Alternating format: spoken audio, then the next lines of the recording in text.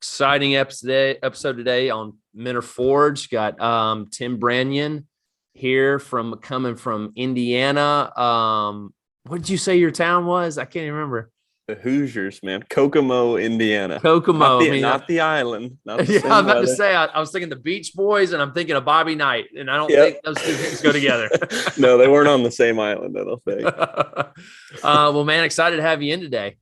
Yeah, pumped to be here, man. And glad to be here. Hopefully I can be of some value to your audience. Oh, awesome, man. Well, I mean, the first question, I always like try to go a little bit back, early influences. And so, I'm kind of curious, just like adolescence, what was a monumental moment, or what was like a wake up call for you, or maybe even just a decision you made. I mean, that's kind of sitting there thinking about us in high school, but what decision you thought you made in high school or as a teenager that really you're thankful for today? Ooh. Yeah. Ooh. Yeah. So restlessness and discontent has always been the start to change for me. I love when people are actually there. Or when I get there and I realize it forces me to audit. I think it forces us all to audit. Yeah. In the event that we're looking for change. Restlessness and discontent for me was always the start to change. So for me, an early kind of pivotal moment in my life was, I was hanging around with the wrong guys. Still love them to this day, but they weren't going anywhere fast. Neither was I. Partying, chasing chicks. My priorities were all centered around that, really. I put a lot of energy into figuring out where the party was going to be at, or what girl I was going to try to chase. Right. And to be honest, if I'm being honest with you, I didn't have a whole lot to offer back then. I always knew that I could do great things, but it was up to my choices. So, honestly, I'll be raw and real on this podcast. When I was 18 years old, I was arrested for underage drinking. My partying had gotten, it caught up to me. And it was the worst day of my life. Up to that point, having to call my dad. I grew up kind of poor, lower middle class. And my dad did not have the type of money it was going to cost to get me out of the situation. Yeah. But he came and got me. I had to give this call that, hey, Dad, I made a mistake. I messed up. And I'm calling him from a county jail. Oof, it's cringy even like thinking about saying it out loud. Yeah. And it was that moment that the car ride home, and my dad didn't even say a word. That it was worse than any sort of, lashing out he could have given me, or I almost wanted that. And he didn't say a thing. And I knew it was at that moment I had to change. So I very, I'll say strategic. It was simple, but strategic, looking around at where I was and where other people were at. And I was a senior in high school. And I was watching guys come back home from college, and I was watching guys come back home from the military that made that choice. And a lot of the guys that were coming back from the military were healthy. They looked fit. They spoke differently. They had a nice car. They had money where they could buy a drink. A lot of times people rallied up and they came back home for spring break. And the guys that went out to college, a lot of them just didn't have the same energy and enthusiasm. They maybe put on a few pounds. They didn't have any. They were all just kind of bumming it, hanging out. It was like they were still in high school in a way. Yeah. So I started becoming curious. I've always been an aggressively curious dude. Trying to figure out what the guy at the gym is doing, or the guy that has a Ferrari is doing, or what they're reading, what they got going on. Success. My ideal success. So I asked questions. Long story short, I joined the military initially for the benefits. I got a lot more out of it than I intended. Yeah. I made some of my best friends all around the planet. I was able to go to good places and bad places that sharpened me, and characteristics that I still utilize today in my business, in my family, in my life. And I think that those characteristics and desire to excel are still in me, at competing and getting ultimately towards freedom. Yeah. But that was probably the first pivotal moment for me, was that restlessness, discontent, crazy decision to join the military. It was 2009, so it was right around 9/11.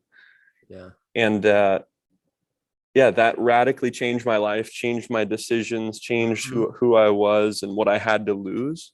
And it put me in this place where I was starting to refine myself and starting to, sharpen some of my skills and learn some characteristics like showing up on time and being disciplined, even when no one's watching. Right. Like, so yeah, that was, kind of the first chapter of my life. I'll try to make this really quick. So then afterwards, I became obsessed with true freedom. How do I attain, my ideal lifestyle? Because they call it the service for a reason. It's working my face off. Right. And, so I jumped into contracting. That was a little bit afterwards. I worked overseas for about 3.5 years in Dubai and Kuwait, doing similar stuff to what I did in the military. And I was miserable, dude. I was making a lot of money. I was not happy. There was fragments and moments of happiness with the people there. I've never had a toxic mentality, but I wasn't aligned with what I was supposed to do. And I felt like I was missing out. I was in this place of discontent again, restlessness. And I would look at quotes about time and it would just rock my core. It's like, hey, I got to do something. What's it going to be? So instead of just like, wallowing in my own self-pity and not taking action, I started taking notes. I had a big binder where I was writing down everything from like a hot dog stand to, a hookah lounge or a coffee bar, or maybe franchising. And, I wrote everything down. And the goal was to make even half of what I was making as a Department of Defense contractor, but own my time and own my freedom. So I didn't have to clock in and I didn't have to be, trading my life for dollars. Right. And, I had a high level of belief in my ability to get into the tech space. Got into that. It's been 9 years now. But software and apps made sense for me because it was lower risk. Didn't have to have a whole lot of employees. There wasn't $100,000, $200,000, $500,000 buy-in like a franchise. It just all made sense, and I had belief. Fast forward today, I've built multiple multi-million-dollar apps like individually, and I've worked with companies all over the world, and just really having a good time and keeping the center focus on our clients and their results. And that's where we're at now, man. Now I'm building a personal brand, getting out of my own way. And here we are. You gave me a big 30,000 foot view. So I'm going to start trying to dig into those spots now a little bit. Cool. I mean, first off, just so how many years were you in the military? I was in the military for about 6.5 years. In the Air Force. Is that correct? Yep. Yeah. United States Air Force. And what made you choose the Air Force? So initially I was thinking the Marines, and this is how simple my head went, just because of how good the uniform looked. I was like, man, that's a good looking uniform. I'll look sharp in that. Right. But ultimately I talked to my uncle. My uncle was a chief master sergeant. It's the highest enlisted rank you can get to in the Air Force. And he had a really good life carved out. And I asked him, and he said, ultimately it's your choice, but here's a quick breakdown of how these services work. And, I opted into more of the technical side and building a resume, and instead of just, going out and and I ended up picking a good choice. I think a lot of people knock the Air Force, but it's a pretty cozy branch, and they do treat you a little bit different than some of my other brothers and sisters out there. Yeah. Gotcha. Okay. Yeah. And you talked about, I mean, like one, discipline, showing up on time. What were some of the other big takeaways you had from just being in the military? Just so service before self mentality. We're always on a mission, and typically the mission, you're in direct alignment with, doing something so someone else can do their job or do their role, or, so you can protect someone or something, etc. So a service before self mentality, focusing on the objectives. And then I think just, the deep desire to have an impact. Like I'm not really, so my motivations aren't really money centered. It's a good tool to see, okay, things are working, we're creating volume. The money is the tool to grow and scale and expand. But as far as like, being motivated by money, that's not really me. I'm motivated by impact and accolades and results that we can see. and that's, yeah, I think that was all instilled by the military as well. Yeah, that's great. So, I mean, that's interesting you say that because, I mean, one of the things you've been talking about is freedom. And so much of people, I think too many people probably put the money, the financial component as the big component when it comes to my own freedom and independence.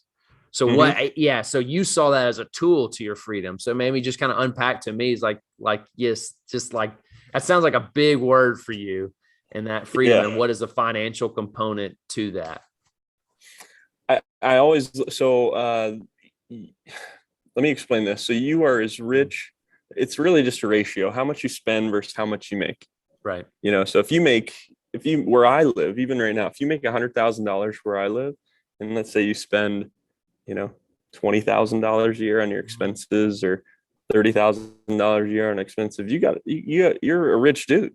Yeah. Now, if you go out to California, or Southern California, other areas, you make 100 grand, you can pay rent that year, maybe. I don't know. It just Right. depends. So I always tell people what is the number? What is the number that you want to Mm, make in order to set up an ideal lifestyle? When you get into the details of that, when you start thinking about who am I, what do I want to do? In most cases, about 10 to 20 grand a month, you're in really good shape. I mean, really, really good shape. You can do a lot with that. Anything yeah. beyond that's uh, very much excess, I believe. Maybe that's wrong. Mm, It allows you to do different things. There's, I think just having a reason and getting into the details of like that freedom number.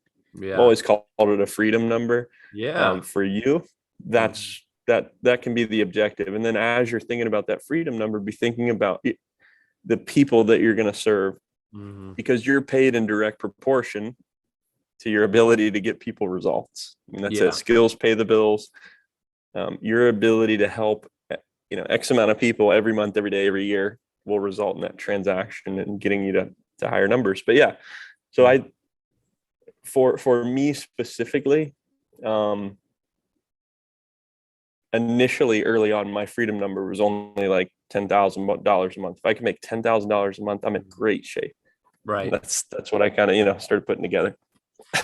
Yeah. And so that, and in your mind, that wasn't working for a company. That wasn't getting in a career. That was, hey, I got to start figuring this out myself. I am my own boss here. Entrepreneurial thinking. And was that you? Have you always been like that? Or was that something that really developed military or post military life? Um, I so I've always had a create. I guess I didn't always have it. I developed the desire for true freedom when I discovered the reality of the workforce. Mm, When I got into working, and I'm not a bad employee at all. I typically worked a job and minded my freedom or minded my business on the back end with a great right. attitude. I knew my role. I Right. think working on something as an owner, as a CEO, gave me a better lens on what I could give as an employee. Mm-hmm. And I actually really enjoyed in some components being just an employee Yeah. versus somebody that was in charge of making decisions, in charge of the company policies, in charge of the having the answers and such. Just playing an employee role was actually really nice. I Mm-hmm. remember. And so I developed the desire for and really the necessity of it after being in the workforce. So for me, I looked at what was being made, as far as money wise. I was making $4,000 a month at the times that I was working, and outside of the civilian contracting stuff. But 2 to 4 grand a month, and that was my steady paycheck. That was all there. And then Mm-hmm. I looked at, just got into the numbers. Is this going to be enough in 40 years? Yeah. Do I want Right. to work for 40 years? Um, am I setting myself up for, a letdown? Am I going to be able to live an ideal life if I just do this? Am I going to be happy with this decision I made to stay here and do this? And these are the questions I asked myself. And the truth was Huh. no, and instead Yeah. of it being no and not doing anything about it, Mm-hmm. I said no in my head and started planning it with belief. And I Yeah. started deciding, okay, what can I do? What is my response to this, thought out reality? of the future. Mm-hmm. And the truth is, information's out there. You can get on Google, you can get on YouTube, you can listen to podcasts, you can Yeah. connect with people. We live in a really exciting time where no one's really off limits. You could send a celebrity a DM if you wanted to. You could find their videographer, you can find their photographer and work through that, or maybe their hairdresser, whatever. Yeah. There's so many different ways. It's just you have to decide to get out of your own way and get in the way of your goals and success. Mm-hmm. And that's really the hardest part, I think, for initial, liftoff is somebody, what they think about themselves, what they believe about their abilities, and that's a whole different other, gym, if you will, or mind gym or workout program. Yeah. That's probably what you help a lot of folks with, right? Yeah. Yeah. It's interesting. I mean, one just the first thing you said, that phrase, restlessness that leads to change. Is that kind of what Yeah, restlessness and discontent, man. yeah. Typically. I think so many of my audience and men I know, like, they resonate the restlessness, but I don't know if they see it as like the catalyst to some type of change in their life. But it sounds like what you did right in between that change was questions. What's the good questions? Yes. Like, what do I actually want to do? What do I want to like?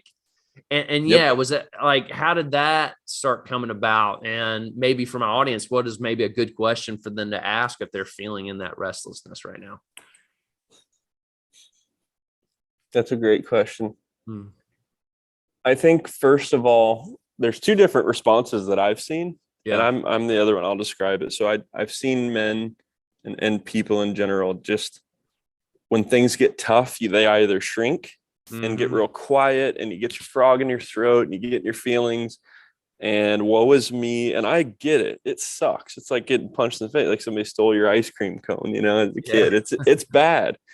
However, I think the prosperous response is to realign yourself with affirmations and the reality. And this is my opinion, that we are made from the same substance that binds galaxies. We were created in the image of God.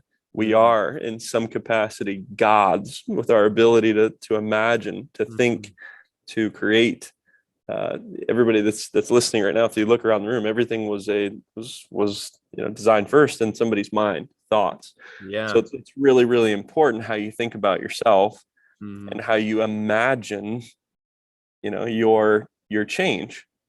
And when you're it's hard work, and I think that's why restlessness and discontent is always a start to it, because it's necessary. And as I think that it's a good I hope that adds some value to some folks that are listening. If they are in a place of restlessness and discontent, I think a question to ask yourself is, if not you, then who? Right. Who? And realize that the people that are out there that you admire, that are doing things, are choosing to do those things. They're choosing every day to wake up, make their bed, brush their teeth, eat a healthy breakfast, shop for healthy foods, go to the gym, be in environments where they're around other people that are strengthening them and encouraging them. They're reading books, they're getting new information and downloading those updates. They are actively investing in the character, idea, or vision for themselves and their life and their family. It takes effort. And for the folks that are really down and out, don't stay there long, would be my advice. Don't stay there long. You don't want to be in that place too long. You're meant to do things. I believe that. I believe we're all meant to do things. We all have gifts, talents, skills. And for those to die with you is a huge tragedy. Massive tragedy. People need to hear your music. People need to, especially now more than ever, we need people to stand up and take initiative and action on the things that their responsibilities is what I call it. Response to your ability. Anyway. That's good. And that personal belief is a journey within itself, right? Of figuring that out and then saying, this is who I am. This is my contribution to humanity. Yes. Right? Yeah. It's so hard to become the expert and give yourself permission to be the expert, or give yourself permission to be the badass. Like, It's you have to work at it. I think for me, I started looking at it more like the gym, like the mind gym. And my workouts, what could I do to strengthen my conscious and subconscious mind? What could I consume nutritionally in my brain? Right? What was I going to practice? And over time, I had to work at it. Just like everybody else, I have doubts. But I'll be damned if I stay in that, very long. I have to change the way that I think. Yeah. Change the way you think. That's a really good.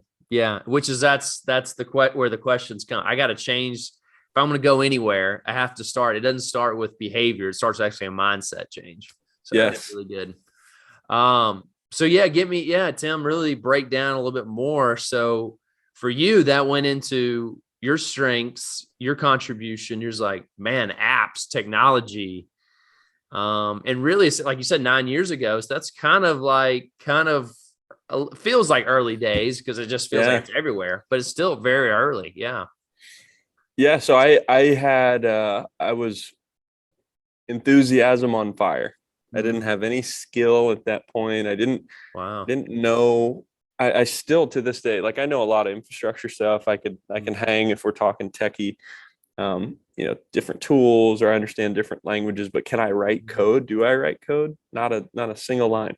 Oh, wow. I was about to copy and paste some stuff, but I'm not a coder. I am more so a product and project manager. I have an amazing team, which over time, failing enthusiastically led me to, and being consistent and being committed, not quitting when I think a lot of people would have. Just being honest, I've had tears in my business. I've had stressful moments. I've spent hundreds of thousands of dollars not being successful. Yeah. A lot of people haven't spent $1,000 investing and learning something or getting a coach, or, I've spent hundreds of thousands of dollars failing. And the reality is there's other guys that have spent millions, investing and learning. I say failing, learning. That's another mindset thing, is shift that to fail enthusiastically and seek the growth from the pains, growth from the efforts of progress require that you learn. Yeah. And for me, I got into the tech space and have been learning. I'm still learning. I'm still a student. I'm flying. I told you before we got on here, I'm flying out to San Diego. I'm going to this thing called the War Room. It's Ryan Dice. I don't know if anybody knows those folks, but these are guys that are big gorillas in the internet marketing and tech world. And I want to be around people that are at higher levels than me. It's a necessity. If I want to grow, if I want to get better at something, I have to position myself and get in the way of new information, get in the way of opportunity. And I'm actively, right, it's like an 8-hour flight with a layover, but I'm investing. Yeah. So anyway, that's I get off on a tangent. I'm ADD as well, so hang with me. But I got into the tech space and I've been learning, and we built this platform recently. It's one of several that I own. It's called True Fans. And truefans.com, right? That's the look. Yeah. Yeah, Truefans with a Z.com, and it's I think it'll probably do like 5 or 6 million this year. Nice. Which is exciting. Wow. It's doubling what we did last year, and the goal is to triple it. So I'm investing in learning, setting up different architecture, serving our client base better, creating systems and things to scale. And that all started with looking back again. I'm thinking about who we're talking with here. These are startups. These are people that are maybe in a rut and trying to figure out what they need to do or what they could do, and don't set out to have a good idea per se. Set out to find problems, set out to see and observe things that suck that you can help with. And a primitive way of looking at that is somebody's grass is long. Well, you have a lawnmower. You could help cut grass. How many grass, lawns would you have to cut in order to make X? How much market is out there? What's the demand, right? How can you be in front of the demand? How can you solve that problem, do a great job, and earn more clientele? That's just one methodology. But I always, and I use that firsthand whenever I'm building a new platform, is I typically start with what sucks, what's going on in the market, or I just kind of stumble upon it and I'm observe it and listening and watching. So for us, man, and everybody knows this, content's being suppressed. People are being demonetized. Creators historically haven't made enough money, and people are just now discovering that they are the product of big platforms, right? Their data is being sold and distributed, and they don't make any money of it, right? They get the functionality, but the reality is your data is being used in a ton of different ways for financial profit. And that sucks, and people are becoming more keen and understand more what's going on. And then you as a creator, you don't really own your data. You don't own your customer data. You don't own your emails. And that's an asset, like as a business person or an e-commerce brand. So for us, we looked at the market. We looked at other competitors. I'm not going to say their name. And we just had a high level belief we could do a better job and we could stand out. And that's really what you're doing when you're trying to decide where you can solve a pain in the market is look what's out there. Most of the time there's something out there, and then figure out what your fancy sauce is going to be, what you're going to do that makes yours even better. And try to become the logical choice. That's what we've always done. The logical choice platform, product, service. So for us, we did things like created instant payments, so people don't have to wait for our platform. We're just to give everybody, I don't know how many people are familiar with membership platforms, but we're very similar to like a Patreon or an OnlyFans. Gotcha. The biggest difference with us is that we're 100% invite only. We have instant payments that I just mentioned that just launched. We don't allow adult content. So we're a home for folks that would love to have one of those platforms, but not the negative stigma. And we've just been rocking out additional features and functions that no one else has. And we're listening with the intent to serve and engineer. And we hope to keep the finger on the pulse as we keep growing and our ear to the ground, listening to what's important for our users, so we can create those things and maintain, being a logical choice for them to build their businesses and brands and audiences on. So if you're listening to what I'm saying there, I'm in the service of my clients. I'm in the service of my developers. I try to be in the service of everyone that's in my sphere. And I think that mindset, especially in business, is going to help you become in line with your goals, whatever those are, monetarily, fulfillment wise. Anyway. Man, Tim, that was really good. I just, you got my mind going, the creative space of just, wow, just such a powerful thing. Cause like it's so needed today, just with where technology is and where, like you said, like content, the big brands are basically looks like they're taking over the world, and we just need more and more people that are more localized. Need to be able to have discussions and dialogue, and people need to be able to share, even if I disagree, even if you disagree, anybody disagrees, like not having a conversation because somebody is offended, or not having a conversation or dialogue. That's unfortunate, and we go backwards if we're not able to really talk. And I'm talking about mankind in general, or human beings in general. The moment that we're not able to dissect ideas or go through them without losing our cool, without getting too emotional. It's okay to have a passionate conversation, but man, when those are eliminated, that's a sketchy thing in my opinion. Because even you said it earlier, how important it was for you to fail within your business, meaning you get it wrong and you learn how to get it right. The same thing, I think, in thought and thinking, like, oh, I think something that's wrong, and I get feedback and response of like, all right, this has helped me nuance, think through, understand how to get it right. It's like 100%. Any sociologist that had any saw whatsoever, like how to raise a child is to expose them to things and to experience things that are hard, because that leads to growth. But for some reason, we've been called to like some society that has just created, like you're saying, like a language. We it's okay to make mistakes. It's okay to have different ideas. I think it's okay. I think it's important. It's important to have winners and losers. I think it's important to it's okay to be recognized for participation, I think, but awarded for it, right? I don't know. I just have different opinions on this, man, and that's where I stand. And I think competition creates not just competition, but having dialogue just creates progress, true progress, expansion. Yeah. And I think every person we look up to admire, they had some story. They had some point in their life where they failed royally, or they hit, like you saying, they hit some bump, or they lost. They literally, like all our favorite athletes, like my favorite part of like the Jordan documentary was him when he got beat up by the Pistons and he was beat down. You're like, oh, that's what, and he said, that's what made me great. And you're like, if we didn't have that, we wouldn't have Michael Jordan. Right. Like stuff Oh, like it's that. huge. Anyway, It's huge. And it's good to hear and see when you hear other people, like other men that are in pursuit of their thing. Like when I failed for hundreds of thousands of dollars, a whole year went by. And we didn't have a product to show for it, just tears, heartache, all the emotions and such. But looking back at that,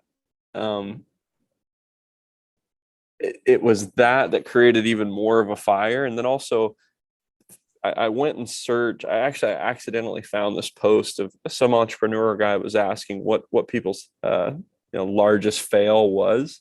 And everybody was posting their numbers of like how much they had failed for. And there were dudes in this chat that had failed for like 5 million, or they closed their company, or they had to, do this stuff. And I was just like, my gosh. And here I am, like upset about my measly 100K. And these guys was, 5 million, 10 million. So it's good to see and hear other people that, and then realize you're not special. Yeah. How about problems. that? Yeah. That's good. Well, Tim, I want to jump back into your story a little bit more. Yeah.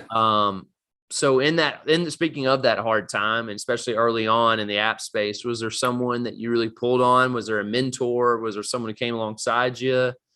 Yeah. What kind of people did you start really gravitating towards? Right. So I've always been able to find people that can help in different areas. Different strengths that I don't have. One of the guys that actually got me in to the tech space didn't really care to work with the dev team. So he brought me in and we worked on a project together, and I was more project manager, and he was, internet marketer type that was going to do distribution, because that's a key component. You build something, product or service, you need to sell it, you need to push it out there, you need to have a means to do that. So that's really where I got exposed to a lot of the internet marketing tools, internet marketing thought processes and funnels, right? These unique behavioral mechanisms that keep you in front of your customer, being omnipresent. There's a lot of intricacies with that, but that was a good friend of mine. His name's Chris Beatty. And then I've got wonderful mentors even now that I've just had. One is a senior engineer at a company called 15.5. His name's Brad. He's like I admire Brad a ton because he's very versatile. He's an amazing developer, but he's also got a very strong like business acumen. He understands, startups. He understands things of that nature. And then as far as just having people in my corner, my circle is pretty small. But I think that is really important to have people that'll root for you and not give you, tell you can do it versus you can't. You need to separate from those people if you can, with love, but distance yourself from the people that are going to take you down. Yeah. But yeah, those are some of mine. My wife has become more and more so like a springboard for me, and I always have these crazy ideas, and I keep her awake. But she's very tolerant and helpful to sharing ideas, and those are some of my mentors, I guess. Yeah. How did you meet your wife? So we actually met in Kokomo, where I live. She had moved back from Austin, Texas. I just came back from contracting. All my family's around here. So I was just determined to go home and be around everybody and be able to do the Christmas stuff. And, where I live, it's very cost effective to live. So it made sense. Like I wanted to have, my chunk of earth here and, kind of make this base home station. Yeah. So I was not looking for a wife at all. I was actually, in the He-Man Woman Haters Club. A girl that I was dating, she actually cheated on me, and I was just like, dude, I'm never talking to girls again. I'm just gonna make money. And then next thing you know, I meet this really sweet, well-spoken, professional, beautiful girl, and I've been all around the world, man. And I've seen women from all around the world. I met a lot of people, and she was different. And that's the first thing I said. I said, "You're different."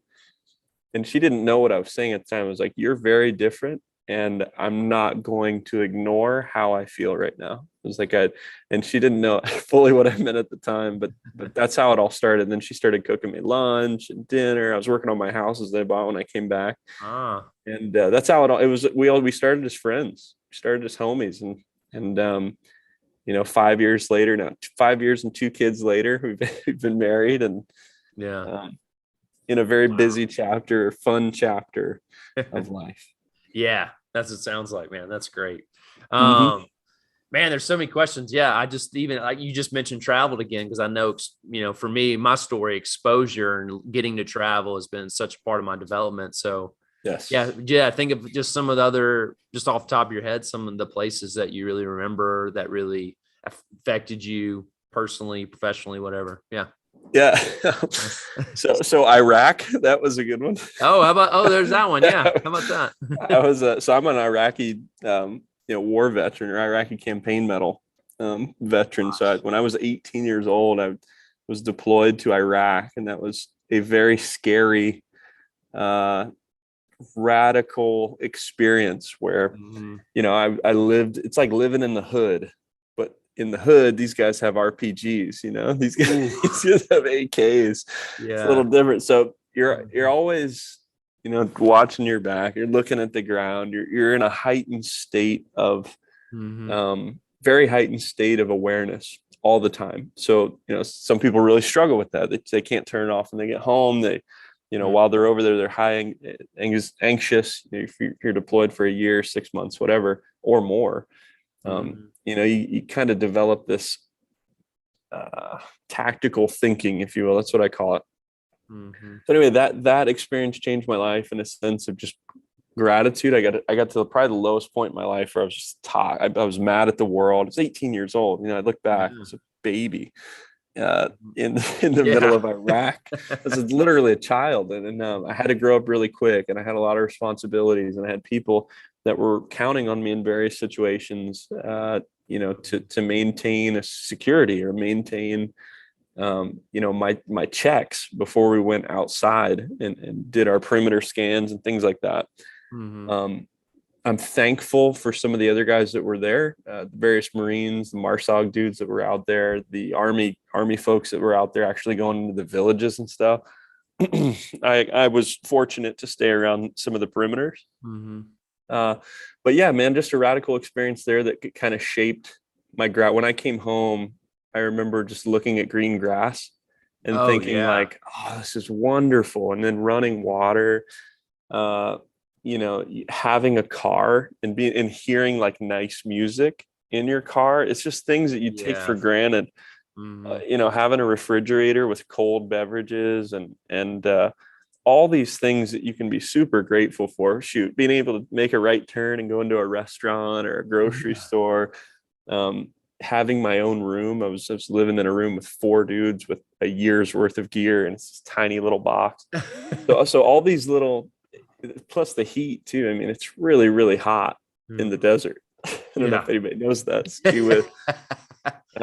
very hot, and people are trying to wipe you out. So that was a radical experience that shaped my life, and I'm forever grateful for it. I wouldn't change it.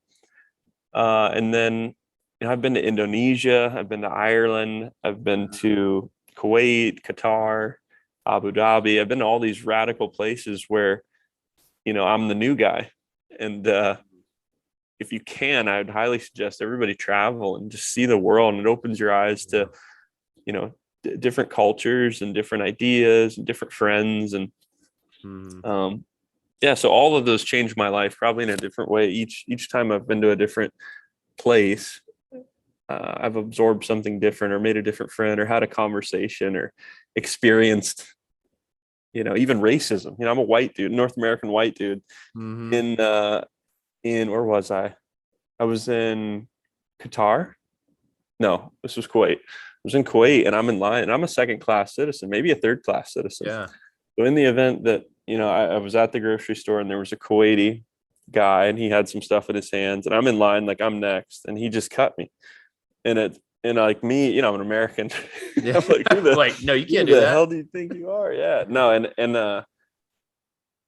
and then I had this moment in my head where it's like, you know what, if he genuinely believes that he's better because of how he looks or where he's from, Mm-hmm. I feel bad for him because he's missing out on like who I am as a person, missing out on and it's like, I'm not trying to change the way you think per se. Like, Yeah. you're there, that's cool, I wish you all the best. But it was like this radical first time I've ever experienced uh like racism, like Yeah. straight up, like just being treated differently Yeah. because of how I look, Right. in a negative way. Mm-hmm. And so it was just like, all right, it's unfortunate, man, but Mm-hmm. what is the, how do what would I even do in this Yeah. situation? How could I even change? It's the way that you think, it's the way that you are. Right. I'm just going to keep being who I know I am and doing what I, Mm-hmm. anyway, that was a profound experience. Yeah, I bet. I had similar when in Jerusalem, standing outside of some guy's store, not even going in the store, and he came out and was just like, could see I'm with a black friend of mine and my white face, and he's like, "Get the f out of here." And it's just Wow. such you're just like, oh, you just see me, and it's like, oh, I get it. It's like almost to Yep. start registering what racism is. Like, oh, I'm purely judging you because of how you look and because Yes. you're different than me. That's it. And it's the Like, most ignorant, foolish, yeah. whoever's on the other side of it. I honestly feel bad because Mm-hmm. it's like, dang, man, you're there still. It's 2022, man. Like, Mm-hmm. you're still there where you're looking at what somebody looks like Yeah. to give them, to treat them.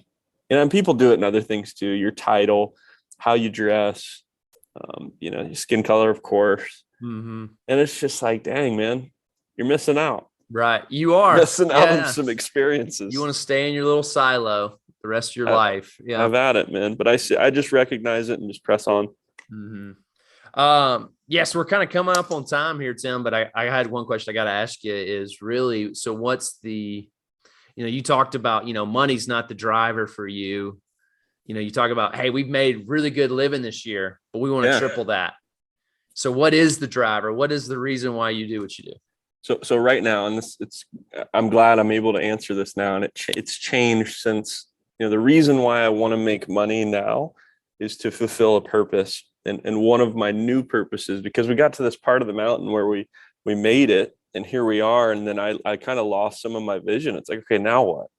Mm-hmm. I got to this objective, but why do I want to get to the next one and next one? What's it going to do?